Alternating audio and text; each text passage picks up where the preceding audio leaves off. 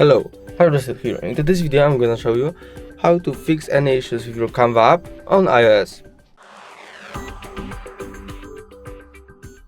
So all you want to do first is go up to the App Store, look for the Canva, right here we got Canva, and you need to see if there is the update available. If the update is available, you need to just update, and that should fix any issues. But if you have, like me, you have the newest version and still you got the issues, I'm gonna show you more ways how to fix it. First way is just go to the settings, scroll all the way down, go to the apps, and find your app. We just go here, right here, Canva. We got the Canva.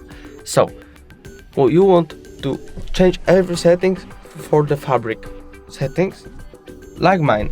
So Siri right here, the fabric, search right here, fabric, background app refresh on, and language doesn't matter. Doesn't matter the language. And after this, if you have still some issues, probably you just need to go here, hold your app, remove app, here, and just reinstall the app right there,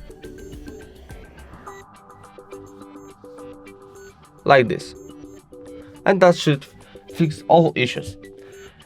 If you enjoyed the video, please leave a like and subscribe. Bye.